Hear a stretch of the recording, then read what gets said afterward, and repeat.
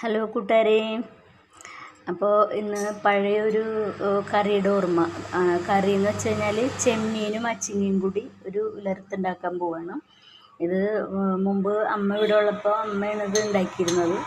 അന്ന് നാടൻ അച്ചിങ്ങയൊക്കെ കിട്ടുന്ന സമയമായിരുന്നു. അതായത് അച്ഛൻ ഇവിടെ കൃഷി ചെയ്തിട്ട് നാടൻ അച്ചിങ്ങ കൃഷി ചെയ്യുമായിരുന്നു.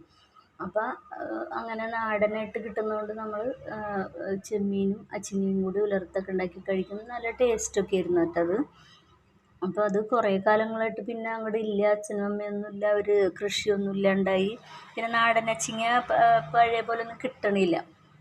അപ്പോൾ ഇന്ന് ചേട്ടൻ പുറത്ത് പോയി വന്നപ്പോൾ നാടൻ അച്ചിങ്ങ എന്ന് പറഞ്ഞ് കൊണ്ടുവന്നിട്ടുണ്ട്. കണ്ട, നാടൻ അച്ചിങ്ങ എന്ന് പറഞ്ഞത്. അപ്പം ഞാനത് ഒടിച്ച് വേവിച്ചപ്പോൾ ചെമ്മീനുണ്ടായിരുന്നു, കുറച്ച് ചെമ്മീനും അതിൻ്റെ വെള്ളമൊക്കെ കൂടെ ചേർത്ത് ഇത് വേവിച്ച് വെച്ചിരിക്കുകയാണ്. ഇനി അത് ഒരു ഉലർത്തുണ്ടാക്കണം. അതിന് ഉള്ളിയും വെളുത്തുള്ളി ഇഞ്ചിയൊക്കെ ചതച്ചിട്ട് വേണം അതൊക്കെ ചെയ്യാൻ. അപ്പം നമുക്കിന്ന് ആ ഉലർത്തുണ്ടാക്കണത് കാണാം കേട്ടോ. അപ്പം ഞാനതിന് ചെറിയ ഉള്ളിയാണ് വേണ്ടത്, പക്ഷെ അതില്ലാത്തതുകൊണ്ട് സവാള ചെറുതാക്കി നുറുക്കി ഇഞ്ചി വെളുത്തുള്ളി സവാളയും കൂടി ഇതേ ഉരുളിയിലിട്ടൊക്കെ ചതച്ചെടുത്തേക്കാണ്. ഇനി ചട്ടി അടുപ്പത്ത് വെച്ചിട്ട് വെളിച്ചെണ്ണ ഒഴിക്കാം. ഇനി ചതച്ച് വെച്ചേക്കുന്ന ഉള്ളിയൊക്കെ കൂടി നമുക്ക് വെളിച്ചെണ്ണയിലേക്ക് ഇടാം. അപ്പം നമ്മുടെ ഉള്ളിയൊക്കെ മൂത്തിട്ടുണ്ട്. നമുക്ക് ആവശ്യത്തിന് മുളക് പൊടി ചേർക്കാം, കുറച്ച് കറിവേപ്പില ചേർക്കാം.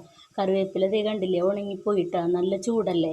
അപ്പം അത് ഉണക്കവേപ്പിലയാണ് ഇടുന്നത്, അല്ലാണ്ട് രക്ഷയില്ല. പിന്നെ നമ്മുടെ അച്ചിങ്ങേനെ അങ്ങോട്ട് ചേർക്കുകയാണേ.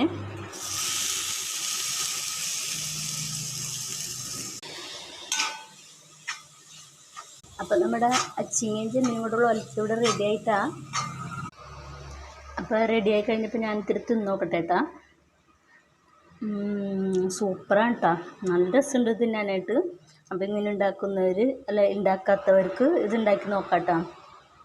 നല്ല രസമുണ്ട്. ചെമ്മീൻ്റെ ടേസ്റ്റും ആ ചെമ്മീൻ്റെ വെള്ളമൊക്കെ ചേർത്തിട്ടുണ്ടായി ഞാൻ വേവിക്കുന്ന സമയത്ത്. അപ്പോൾ അതൊക്കെ കൂടെ കയറി പിടിച്ചിട്ട് അടിപൊളി രസമുണ്ട് കേട്ടോ, സൂപ്പറാണ്.